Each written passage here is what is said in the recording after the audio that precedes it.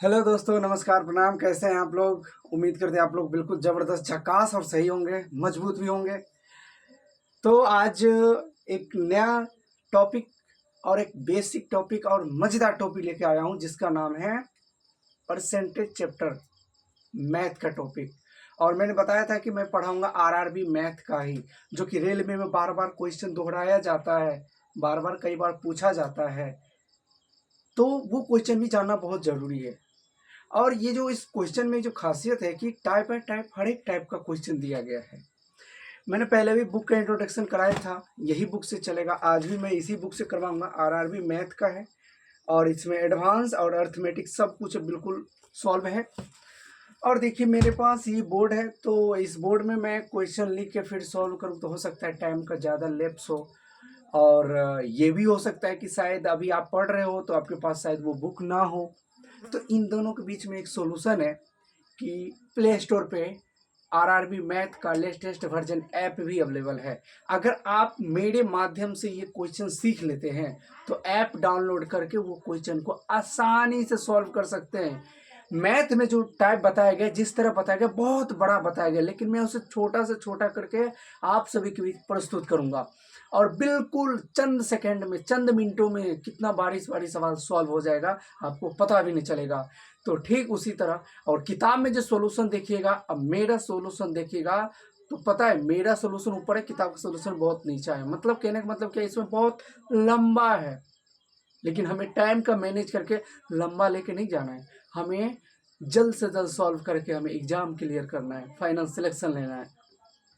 तो इसी बीच मैं बिना देर किए हुए अपना नया टॉपिक लेकर आया हूँ, परसेंटेज चैप्टर।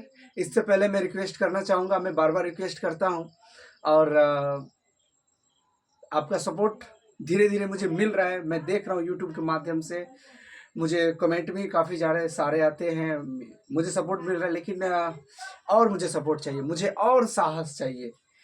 तो मैं, मेरा जो चैनल है, ये चैनल को सब्सक्राइब करें, लाइक करें और इसे शेयर करें, ताकि अधिकतर बच्चों के पास मेरा कंटेंट पहुंच पाए। तो चलिए ठीक है, बिना देर किए हुए शुरू करते हैं सेशन के स्टार्ट। तो ये है परसेंटेज। आज का जो अर्थमेटिक का जो बेसिक होता है, जो जड़ होता है, वो होता है कौन? परसेंटेज होता है। तो परसेंटेज आज हम शुरू करने जा रहे हैं, बड़ा ध्यान से देखिएगा, बहुत मजा लगेगा। तो परसेंटेज है, कोई भी चीज अपने आप पे 100% होता है। जैसे मेरे पास अगर 20 रुपए है तो क्या है? 100% है कि हाँ, आपके पास 20 रुपए है। यानी हमेशा 100% का मान हमेशा एक होता है। जैसे मान लो 100 हुआ बट्टा में परसेंटेज, इन दोनों को काटेंगे एक ही होगा। होगा कि नहीं होगा? एक। तो ठीक इसी तरह बहुत सारे फ्रैक्शन है। परसेंटेज सीखने से पहले बहुत सारे फ्रैक्शन जानना पड़ता है। फ्रैक्शन आप चाहो तो बहुत सारे निकाल सकते हो, लेकिन जो इंपॉर्टेंट है, जो हमें बार बार यूज होता है क्वेश्चन में, वही फ्रैक्शन निकालेंगे। तो ये हो गया 100% बराबर एक। अब 50 इसी का था, 50% बराबर 1/2। अब कैसे हुआ 1/2? तो 50 है बट्टा में परसेंटेज, तो इसको काटो, 1/2 हो गया। बस सेम दैट। अब उसके बाद हो गया इसी के बाद 25%। इसका क्या होता है? 1/4, 25% का फ्रैक्शन। अब इसका होता है 12.5%। 12.5% का आप कैसे निकालोगे? होता है ना, ये 12.5%, इसका कैसे फ्रैक्शन निकालेंगे? तो बड़ा सिंपल है, मैं सिखा रहा हूँ।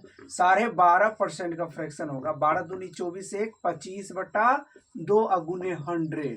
तो 25 से कम 25, 25 चौका 100, यानी 4 दूनी 8, यानी 12.5% का फ्रैक्शन वैल्यू कितना होगा? 1/8 होगा। चलो ध्यान से देखिएगा। ठीक, अब इसी का फिर एक और आता है 6.1/4। भाई इसका क्या हो जाएगा? तो इसका भी सेम इसी तरह होगा। 6.1/4 का फ्रैक्शन वैल्यू हो जाएगा 6 6 24 से 25/4 गुने 100। ये हो गया आपका 25 से कम 25, 25 100 के 100, यानी 4 चौका 16, यानी 1/16। तो ये आपका हुआ फ्रैक्शन निकालने का कुछ बेसिक कंसेप्ट, जो सबको जानना जरूरी है। इसके बिना आपको आगे बढ़ने में थोड़ा परेशानियां होगा। यही हो गया। अब कई तरह का फ्रैक्शन है। जैसे आपका हो गया 9.11/। अब इसका क्या होगा? तो इसका आप जो है फ्रैक्शन वैल्यू 1/11 हो जाएगा। 11.1/9 इसका क्या फ्रैक्शन वैल्यू होगा, तो इसका हो जाएगा आपका 1/9 हो जाएगा फ्रैक्शन वैल्यू। ध्यान दीजिएगा, ये सब निकालने का एक तरीका होता है, बेसिक कंसेप्ट होता है। फ्रैक्शन जैसे आपका मान लो 33.1/3, इसका क्या फ्रैक्शन वैल्यू होगा, तो इसका फ्रैक्शन वैल्यू 1/3 होगा। 66.2/3, इसका क्या फ्रैक्शन वैल्यू होगा, तो इसका फ्रैक्शन वैल्यू देखिए इस तरह का, अगर ये थोड़ा हार्ड लग रहा हो तो इस तरह फ्रैक्शन वैल्यू निकालने के लिए 66 या 198, 198 में 2 जोड़ देंगे कितना होगा 200, अब बट्टा में 3, अब गुना में जो परसेंट है वो तो बट्टा में आएगा ही आएगा, तो ये 2 जीरो से 2 जीरो गायब, यानी 2/3, यानी कितना हो गया आपका फ्रैक्शन वैल्यू 66.2/3 का फ्रैक्शन वैल्यू कितना हो गया 2/3 हो गया। ये इस तरह निकालने का बेसिक कंसेप्ट होता है जो आपको जानना बहुत जरूरी है।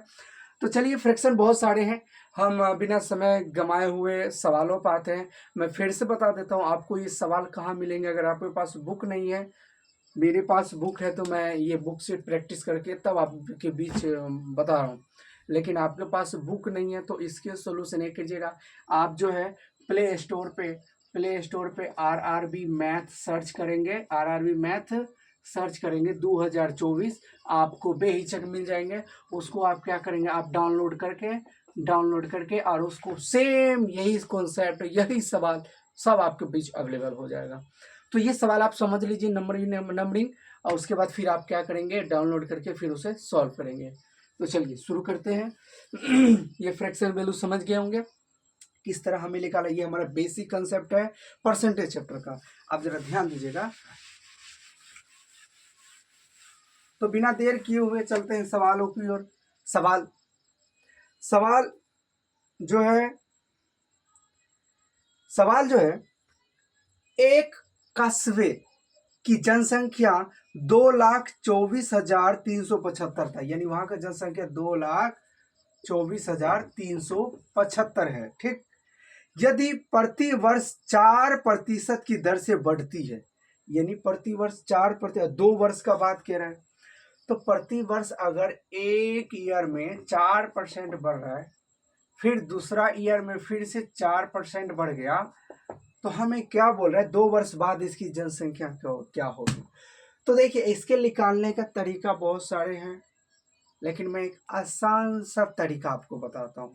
अगर आप फास्टली निकालना चाहते हैं तो क्या करो, इसका जो है 4% पहले निकालो, यानी 2,24,375 का 4% होगा ना, 4%, यानी आप 104 भी कर सकते हो, कोई दिक्कत नहीं है। अगर हम 104 कर ले, अब बट्टा में 4% की क्या हो रहा है, 4% की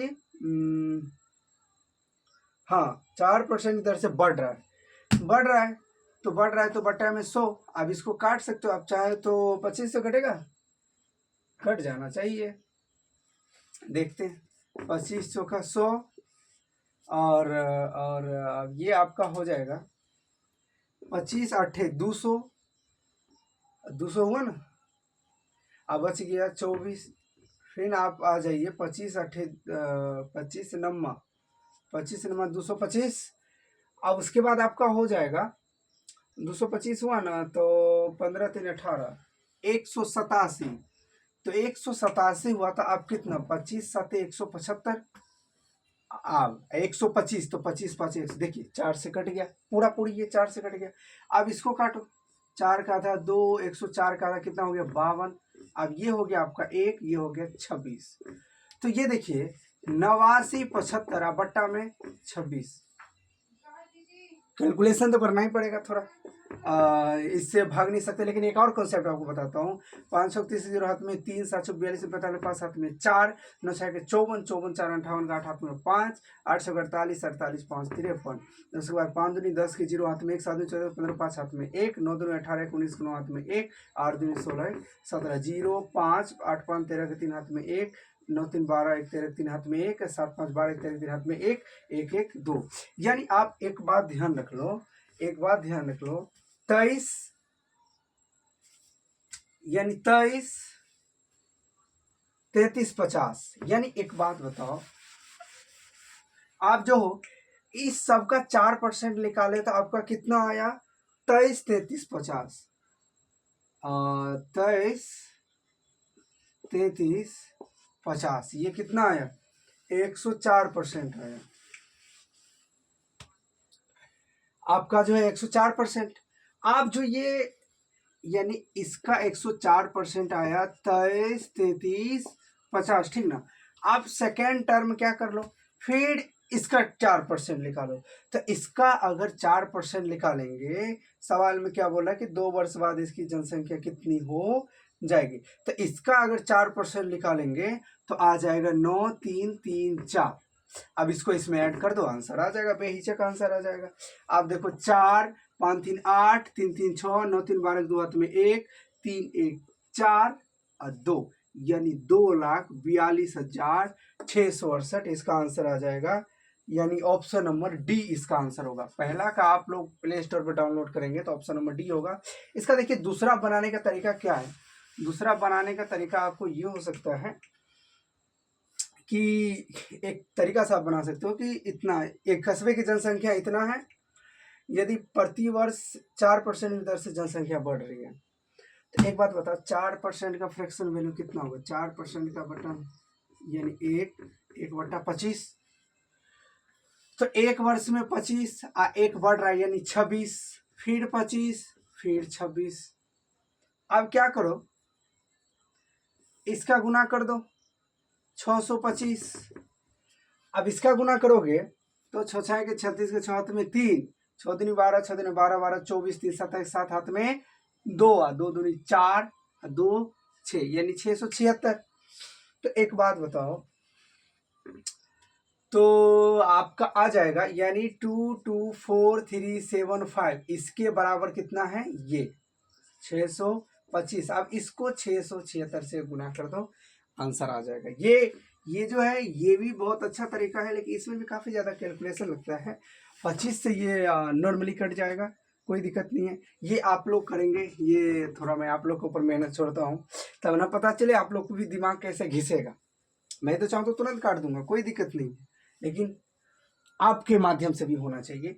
इसको आप इससे काटेंगे, फिर इससे गुना करेंगे, आंसर मिल जाएगा, कंफर्म आंसर मिल जाएगा, ठीक ना। इसका एक और तरीका आप समझ लो, 104 कह रहा है यानी 224,375 गुने 104/100 गुने 104 बट्टा में 100, इस तरह भी निकाल सकते हैं। लेकिन मैं ये इस तरह नहीं निकालता हूँ, मैं ये अच्छा समझता भी नहीं हूँ, क्योंकि इसमें ज़्यादा कैलकुलेशन हो जाता है। फिर इसको इससे गुना करो, फिर ये करो, सबसे अच्छा ये भी है और जो मैंने वो बताया था वो भी है, ठीक। तो बिना देर किए आप दूसरे सवाल की तरफ चलते हैं। सवाल नंबर 2, सवाल नंबर 2, ध्यान दीजिएगा इस बातों पे। सवाल नंबर 2 में ध्यान दीजिएगा, कह रहा है क्या, एक कस्बे की वर्तमान जनसंख्या 15,625 है, यानी अभी प्रेजेंट टाइम में जो जनसंख्या है, प्रेजेंट टाइम में जनसंख्या है 15,625 है, ठीक। जरा ध्यान दीजिएगा, यदि 2 क्रमागत वर्षों में 8% और 12% की बढ़ोतरी होती है, जरा ध्यान दे लो बाबू, 2 वर्ष में, पहला वर्ष में 8% और दूसरा वर्ष में 12%, लेकिन 3 वर्ष में 22% घट भी जाता है। अब देखो क्या लोचा लगा दिया है, 3% में क्या कह रहा है, 22% घट भी जाता है। तो तीसरे वर्ष के अंत में कस्बे की जनसंख्या होता है। चलो भाई देख लेते हैं। ये जो है पहला वर्ष में क्या होता है, 8% जनसंख्या प्लस होता है। सेकेंड वर्ष में क्या होता है, 12% जनसंख्या प्लस होता है। और थर्ड वर्ष में क्या होता है, तीसरे वर्ष में 22% जनसंख्या घट जाता है। तो इसको ऐसे कर लो, सबसे अच्छा 15,625 गुने 108, 108 बट्टे में 100 गुने 112, 100। तो हम लोग बीच में एक छोटा सा इशू आ गया था, नो प्रॉब्लम, इसके लिए सॉरी। तो क्या कह रहा है, पहले वर्ष जनसंख्या 8% बढ़ गया, दूसरे वर्ष 12%, तीसरे वर्ष क्या हुआ, आपका 22% घट गया। तो इसको आप क्या कर सकते हो, 78/100 भी कर सकते हो। ये मैं पता है सबसे लो क्वालिटी वाला तरीका बताया हूँ, लेकिन क्या करें, कभी कभी सबके साथ होके चलना पड़ता है। तो ये तरीका भी ठीक है, इतना ये नहीं है कि ये खराब है, लेकिन ये भी ठीक है। चलो तो इसको काटते हैं। आप अगर काटोगे तो काटोगे काटोगे कैसे काटोगे? चलो भाई काटो। 4 से कटेगा, 4 दूनी 8, 4 सत्ते 28, यानी ये 25। ये 4 से कटेगा क्या? 4 दूनी 8, हाँ 4 दूनी 8, 4 8 32 और ये 25। और उसके बाद ये कितना कटेगा? आप काट लो, सपोर्ट दैट 39 बट्टे में 50। ठीक, आप जरा देखो। अब उसके बाद कट ही नहीं रहा है। चलो भाई, ये दोनों से इसका काम खत्म। बात समझे? 25 का स्क्वायर 15,625 होता है, ये दोनों से इसका काम खत्म। आप देखो 25 गुने 2, यानी यहाँ 2 बचेगा, यहाँ 14 बचेगा। बचेगा कि नहीं बचेगा? सॉरी, यहाँ 25 बचेगा। हाँ अब याद आ गया, यहाँ 25 बचेगा, यहाँ 14 बचा। अब उसके बाद क्या करना है? इसका जो है ऑप्शन क्या सब है? ऑप्शन क्या सब है?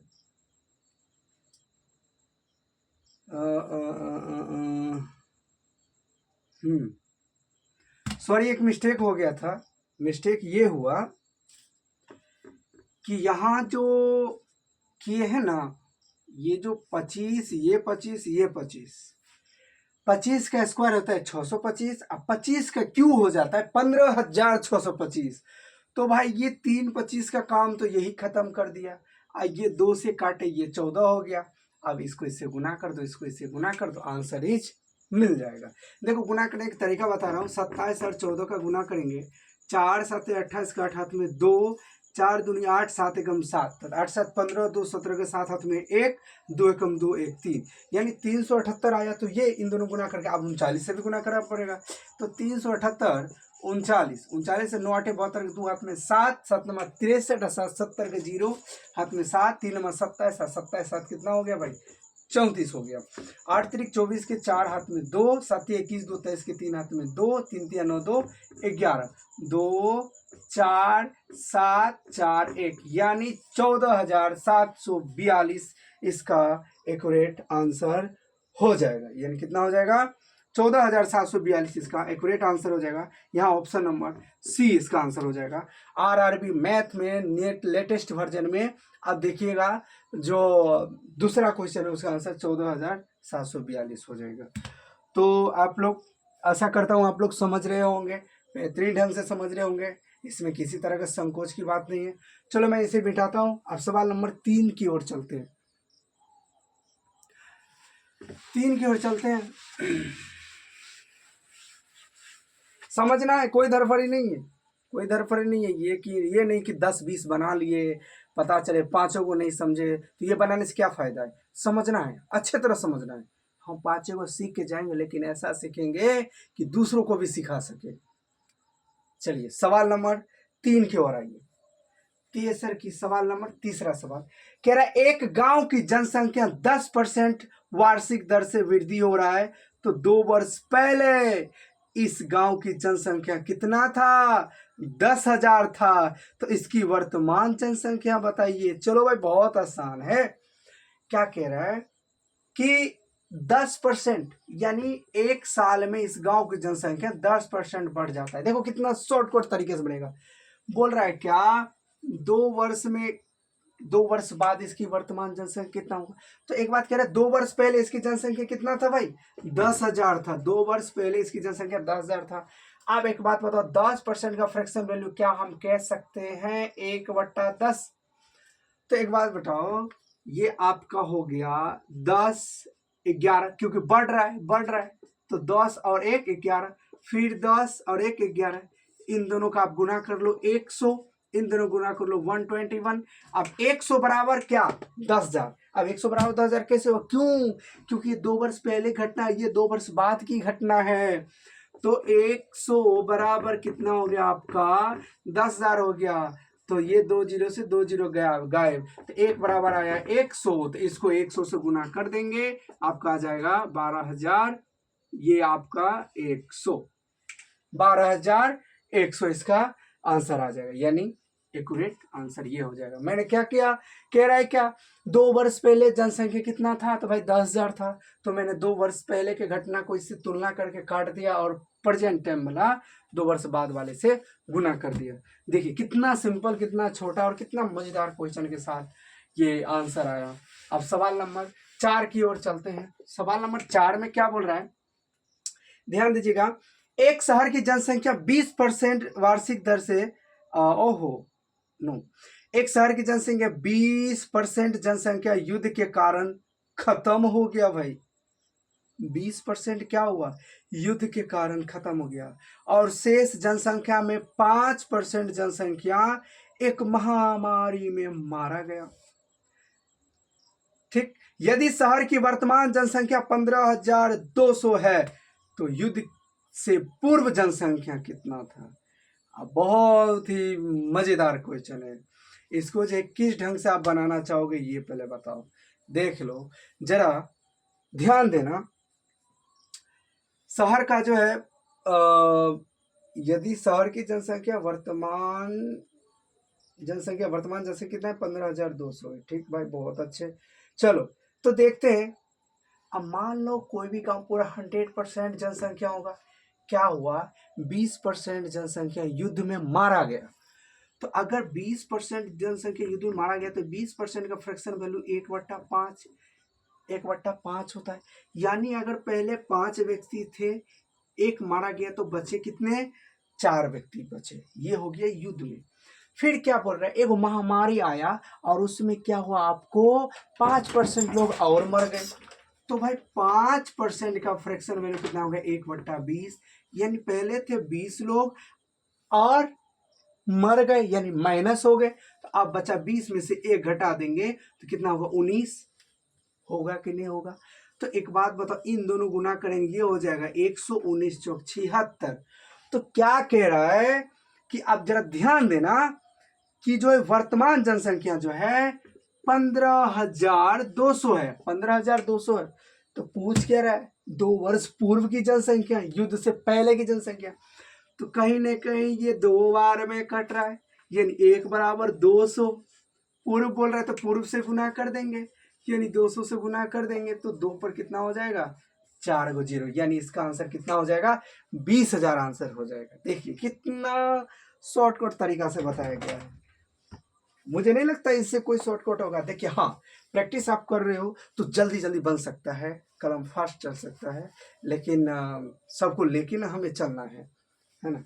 तो चलिए 4 वो क्वेश्चन खत्म हो चुका है। उसके बाद 5वां क्वेश्चन की तरफ चलते हैं। 5वां क्वेश्चन क्या कह रहा है आपको, पहले वर्ष के दौरान एक शहर की जनसंख्या 10% की वृद्धि हुई। देख लो, सक्सेसिव मेथड आ गया, यानी x + y + x × y बट्टा 100। ये सवाल जो बनने वाला ये इस पे बनेगा, मैं समझ गया क्या कह रहा है, जरा ध्यान देना। पहले वर्ष के दौरान एक शहर की जनसंख्या 10% की वृद्धि या दूसरे वर्ष में 10% की कमी हो गई। तो दूसरे वर्ष के अंत में शहर की जनसंख्या कितना था, 4,73,220। तो पहले वर्ष के आरंभ में इसकी जनसंख्या बताना है। बहुत अच्छा सवाल है। या इसको ऐसे भी बना सकते हो, ये भी ठीक है। या अगर सेम डाटा है, जैसे 10% बढ़ रहा है और 10% क्या बोल रहा है, 10% की वृद्धि है, दूसरे वर्ष 10% कमी, तो x² बटा 100 भी कर दो, ये भी हो सकता है, ये भी हो सकता है, ऑफकोर्स हो सकता है, क्यों नहीं हो सकता है। तो जरा एक बात बताओ, तो अगर 10 का स्क्वायर करते हैं तो 100 अब बट्टा में 100, यानी ये कट गया तो यानी -1% की क्या हो गई, कमी हो गया। तो -1% का कमी हुआ तो यानी 1% का फ्रैक्शन वैल्यू 100 होता है। तो यानी पहले था 100, अब हो गया 99, और यही 99 बराबर क्या बोल रहा है, 4,73,220 जनसंख्या शहर की जनसंख्या थी। तो पहले वर्ष के आरंभ में कितना होगा, तो पहले वर्ष के आरंभ में यानी इसी का मान कितना बोल रहा है, 4,73,000, 4,73,220। तो इसका मान निकला। अब इसको इसको से काट दो। मुझे लगता है 11 से कट जाना चाहिए। 11 नंबर 99, 11 चौक 44, 3 3, 11 33, 2 2 2 2, 11 दूनी 22। अब ये 0 आ गया। अब जरा ध्यान देना बाबू, थोड़ा ध्यान देना। ये कैसे कटा? आपको डाटा बिल्कुल सही है। मुझे लगता है डाउट लग रहा है। डाउट तो नहीं होना चाहिए, बिल्कुल सही काटे हैं। चलिए, गलती हो सकता है, लेकिन क्यों हो गलती भाई? 11 चौक 44, 3 3, 11 3 33। मुझे लगता है यहाँ 0 होगा। हाँ 0। अब 2, 11 दूनी 22 और 0। चलिए, आप बिल्कुल सही है, आप बिल्कुल सही है, क्योंकि ये 4,47,000 4,73,220 है। 4,73,220 है। उसको हमने काटा किससे? 11 से काटे। किससे काटे हैं? 11 से काटे हैं। तो क्या इसके बाद और कोई आइडिया है? कुछ करके बता सकते हैं? इसके बाद आंसर के पास पहुंचे तो जरा मैं 2 मिनट का समय दे रहा हूँ। 2 मिनट नहीं, बहुत ज़्यादा मैंने कह दिया। चंद सेकंड का समय दे रहा हूँ। आप जरा इसके आंसर की तरफ जाना। तो मैं सवाल को फिर से पढ़ता हूँ।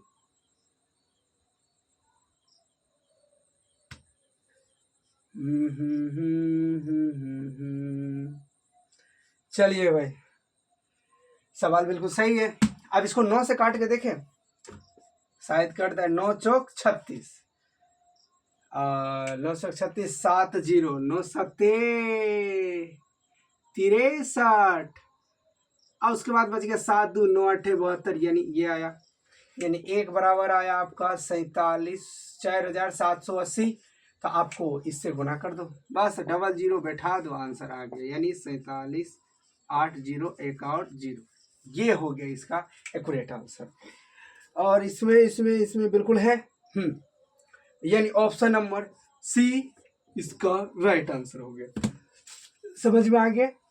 जब सेम डाटा रहो तो आप x²/100 का फॉर्मूला यूज कर सकते हो। अब जैसे मान लो कोई बोल दिया पहले 20% का वृद्धि हुआ, फिर 10% का कमी हो गया, तो उस सिचुएशन में आप ये फॉर्मूला लगाएंगे। और जब सेम डाटा हो तो आप ये फॉर्मूला लगा के भी सवाल को सॉल्व कर सकते हैं। ठीक, आप सवाल नंबर 6, सवाल